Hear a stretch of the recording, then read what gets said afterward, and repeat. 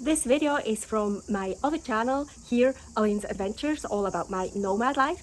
And in this video, I'm talking about how it is to be a carnivore in Khanom, South Thailand. So also here on this channel, because it's all about carnivore. Have fun! Before we got to Khanom, Thailand, we went to Big C in Nakhon Si Thammarat for shopping. We already knew Big C from Chiang Mai, not as big as Macro, but a very good selection and still very big in Chiang Mai. We knew that Khanom is quite small and won't have any big stores, but we knew that they have a Lotus. And Lotus we already knew from Mae Rim. And the Lotus in Mae Rim was quite small, but it did have some fresh meat, chicken and pork, and even some fresh seafood, but also frozen seafood and meat, eggs. So yeah, it has stuff for me for a carnivore, but I remember in Mae Rim it was little and it didn't have a very big selection.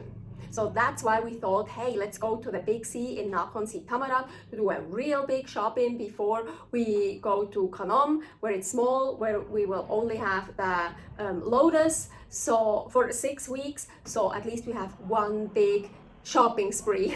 But I actually was disappointed at the Big C in Nakhon Si Thammarat. It wasn't big at all. Not as big as the one in Chiang Mai. Well, yeah, of course, Chiang Mai is much bigger. So in that Big C, there wasn't really a good selection. Yeah, of course, it did have meat and seafood, frozen and fresh, but just not what I expected. But what I did find was the fish sauce I love so much from Squid brand from Thailand, the only one that I found so far that is clean, that only has anchovies and salt. But I didn't buy it because I still had enough fish sauce from Indonesia that I brought with me. To be clear, in Indonesia, I bought the same fish sauce, the Thai Squid brand fish sauce. We still bought a lot of pork, eggs, very little chicken and salmon, sparkling waters, and some ready-to-eat food for Paul. So when we got to Khanom, our host showed us around and we checked out Lotus. Hell, that Lotus there is so much better than the Lotus we knew from Mae Rim. It was much bigger, as it had a much better selection of fresh pork and chicken. Like there was a lot, and fish and seafood, but the fish didn't really look that good, didn't look fresh, so I didn't buy any of that. And there was even jellyfish, well, in a package. But unfortunately, so I didn't buy it when I saw the jellyfish. And unfortunately, then some days later, when we went there and actually bought some food, they didn't have it anymore. And in those 6 weeks we were there, they never had the jellyfish anymore. Yeah, I already knew jellyfish. I had jellyfish for the first time in Mae Rim. So here is the video about that. I really, really liked it. So I was a bit sad I couldn't get it anymore, but it wasn't such a big deal. It was okay. At the Wednesday market, they had a big selection of seafood, pork and chicken. The selection was much bigger than the one at Lotus. So that's a place where to shop. And then that's where we went almost once a week. But we still also went to Lotus to get stuff. And yes, at the Wednesday market, there was a woman that was selling beef. At Lotus, there was only frozen beef. So at the market, the lean piece of beef was 250 Thai baht per kilogram. That is $7.88, and the fattier piece 280 Thai baht, what is $8.82 per kilogram. Fuck, that is cheap. But it wasn't aged and those weren't steaks. So you had to cook it for a long time, but it was good. It was tasty and hey, some beef. She also had ribeye steaks, but those were 300 Thai baht per kilogram. That is $9.30 per kilogram. So that is actually, for Thailand, super expensive. We still got 2 steaks and I showed her where to cut it, and apparently we got 2 steaks for almost exactly 500 grams each. So we bought a kilogram of ribeye steaks. Also interesting, countries like the US and Switzerland, they sell the fattier pieces of meat cheaper than the leaner meat. And in Khanom, in Thailand, it was exactly the opposite. The fattier pieces were more expensive than the lean meat. So at that open market, we could find a lot more than at Lotus. For example, pork ribs. Lotus didn't sell pork ribs, but the open market did. And they were selling whole chickens at the open market. Lotus also didn't do that, just parts of the chicken. And the whole chicken at the open market, it cost 120 Thai baht, $3.78. I'm totally used to it now that when I buy a whole chicken, I actually get a whole chicken with head and feet, what I absolutely love. I think that's great. That is a whole chicken. But I'm not used to it yet that when I buy a whole chicken, that I get an ungutted chicken. So I didn't realize that. Chicken is taking a bath here, a foot bath. I'm really so stupid. I didn't realize this chicken wasn't gutted, so now all the intestines are still in there.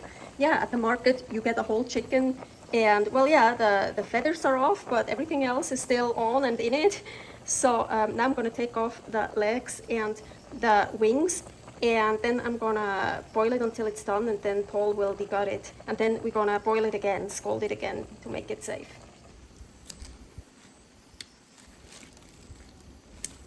Shit, I popped it. Fuck. So now everything's contaminated. Yeah, I told you it would probably most likely get contaminated. And it's too hot, I can't touch it. It's I told you we should. gonna stink like shit. We should. Chest, and you're just not gonna get it out without making a big mess.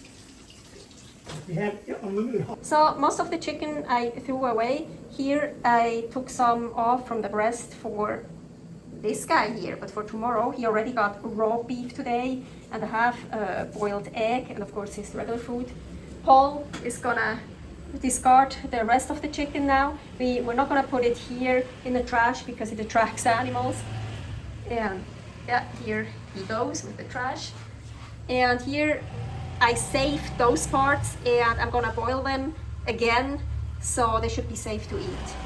So I decided not to eat the legs and the wings. I took the meat off. It's really tough. So it's super tough. So that's really a soup chicken. I should have cooked it much longer, but I just don't want to deal with that chicken anymore. So wow, all this will be for Yadong. Wow, he's gonna have a feast for like 3 days or so. So cool. This, I'm still gonna keep the head, and I'm gonna cook the shit out of it because I absolutely love this. It's a delicacy, the Khanom. I love it so much. So, and usually the chickens, it is a chicken, I checked, I thought it was a rooster first, but usually the chickens I usually get have just a tiny one. So I never get that really nice big one. So I definitely want to keep that, and just boil the shit out of it. And then maybe fry, as I cut it off, and maybe then fry it. So the next time we got to the Wednesday market, we bought a whole chicken at a different place. It was a little bit more expensive, 150 Thai baht, $4.70. And I made sure she was gutting it. And oh my gosh, she did it so professionally, so fast. They also had a great seafood selection at that market. We also bought some fish there. There was also the Saturday night market, but of course that one was during the evening and night, and no fresh meat and seafood got sold there. So just already ready to eat food got sold there, and other stuff like clothes and other things. There was very little from the food that looked like it could be 100% carnivore. So maybe the pork knuckle was 100% carnivore, but I just never trusted in such places. So for example, they had insects I would have loved to try. I already had silkworms and saga groups in Mayrim that I bought at Makro supermarket in a frozen bag, and I totally raw, so I got to try those, and I love the silkworms. But there at the Saturday night market, there were different other insects, and I would have loved to try some, but some of them, of course, they were spiced, so a no-go for me. But some of them actually looked like they weren't spiced, but they were fried, they were deep fried. I saw the wok in the back. I'm sure that was the one they used, and I'm pretty 99.99999% sure they didn't use any animal fat to fry them. I'm about 88% sure they used palm oil to fry them, because palm oil gets produced there everywhere. And we were living on a palm oil and coconut palms farm. And I also saw only one wok, so I'm pretty sure the seasoned insects get fried in the same wok as the non-seasoned, and I'm not so sure they do first the unseasoned and then the seasoned, and cross-contamination is a big thing, so I'm pretty sure. So no, unfortunately, I would love to trust them, but I can't because of my health. I just don't want to get sick or having problems. The grilled salted fish looked like that was the only thing I could have safely eaten there. That was really 100% safe carnivore. But I didn't feel like buying a fish, and I actually only went there to watch, to see what's around and take pictures and videos. I was really just interested in the ambiance, in the feeling and all that. I didn't want to eat anything or buy anything.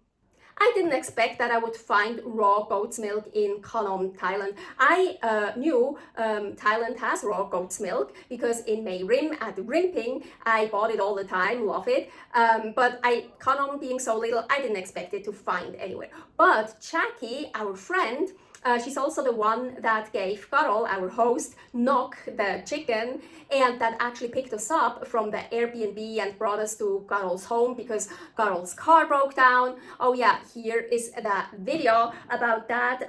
Batam, Indonesia to Khanom, Thailand, part 3. So anyways, Jackie told me, oh, she's usually getting raw goat's milk delivered from a nearby goat's farm. And so next time she will put in an order, she will also order some for me. Yay! I was so super excited to get raw goat's milk.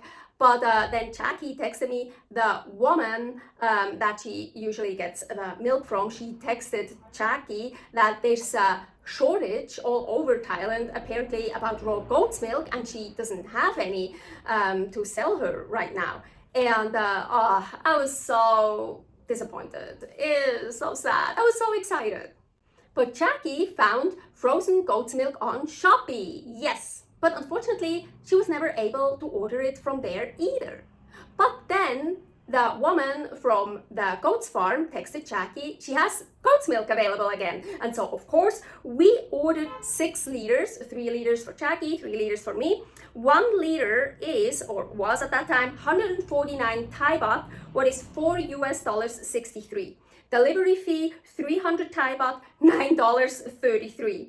So the entire order cost 1,194 Thai baht, $37.13 for 6 liters of raw goat's milk from a nearby farm and delivery. Paul and I paid for it. Our treat. Jackie did already so much for us, we paid for the whole thing. This raw goat milk worked great for making kefir and fili. Here I'm making fili, and look at this. It's separating like it did with the kefir. Well, I can't show you here anymore because here, I still have it.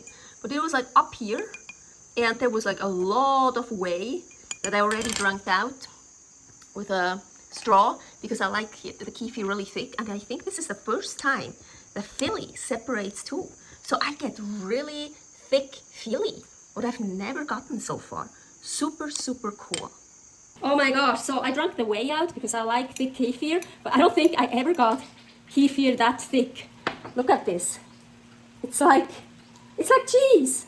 Oh my gosh, it would be so delicious. But if I eat it like this, I'm gonna lose all the grains because I would eat all the grains.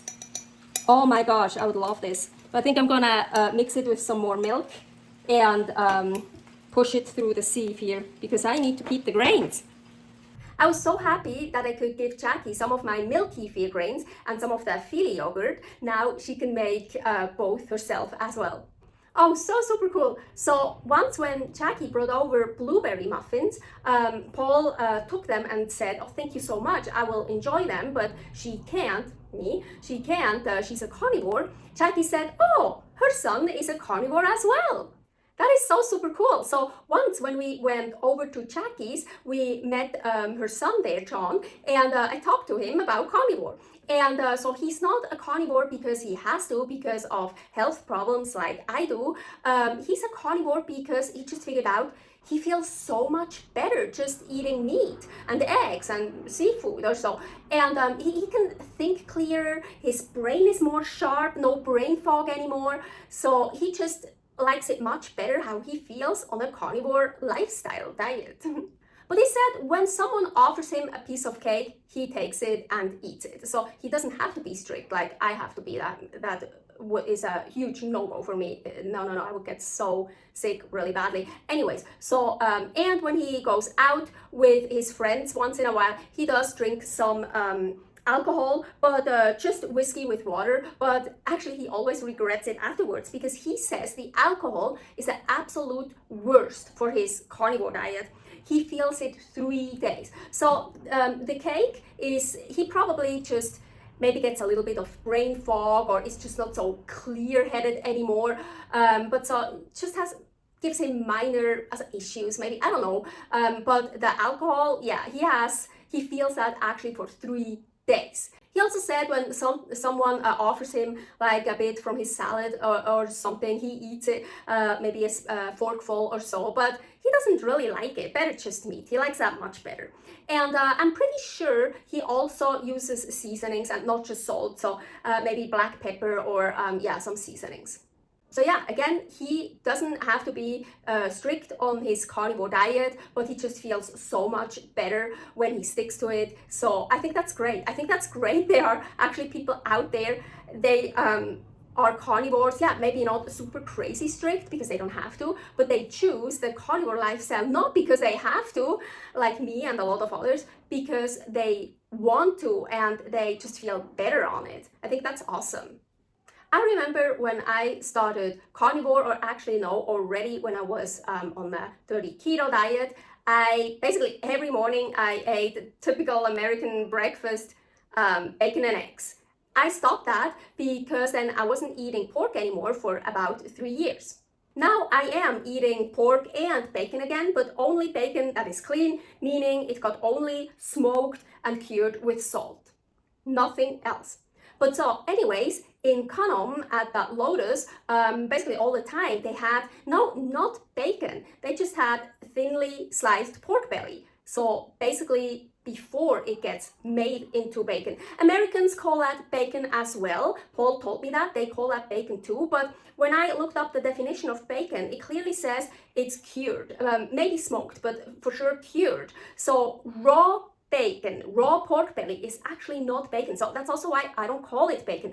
I do it for certain recipes where I say, oh, bacon and eggs or bacon and stuff, but then I clarify that I don't use bacon, I use pork belly, raw pork belly. So anyways, they had thinly sliced pork belly all the time, and we got so much. So then basically every morning, Paul and I ate fried pork belly with eggs. So that was so delicious, and it just reminded me back of then when I started eating so much bacon and eggs. And actually, honestly, pork belly tastes so much better than bacon to me now because I got so used to it, and it's clean, it's delicious. There is no clean salt in Khanom, or we couldn't find it, but you can buy it online. And Carol, our host, she was so awesome. She ordered a whole bunch of stuff for us from Lazada. We couldn't do it ourselves because we don't have a Thai phone number.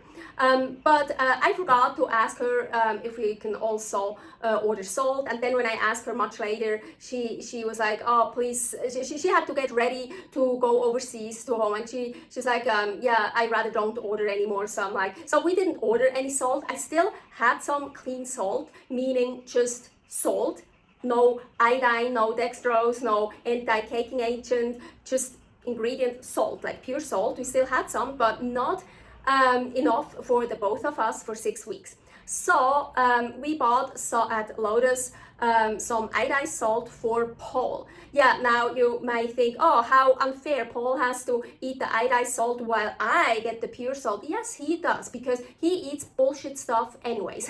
He eats out, he eats bad stuff, he knows he eats processed foods. He gets that stuff anyways. I don't. So yes, I deserve to keep the clean salt for me, and he gets the unclean salt that he gets in other foods he eats anyways.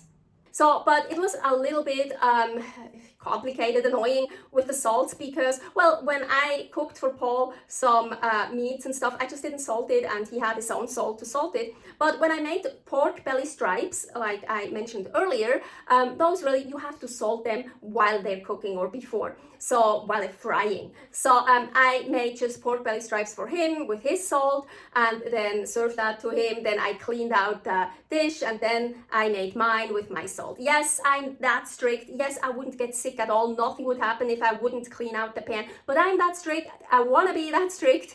So if I don't have to, I don't want that iodized salt. So it was just a little bit of an annoyance, yeah, that I chose to do. Oh, and towards the end of our stay, actually, I started to run pretty low with the clean salt. Oh, actually, Carol had clean Himalayan pink salt, quite a lot.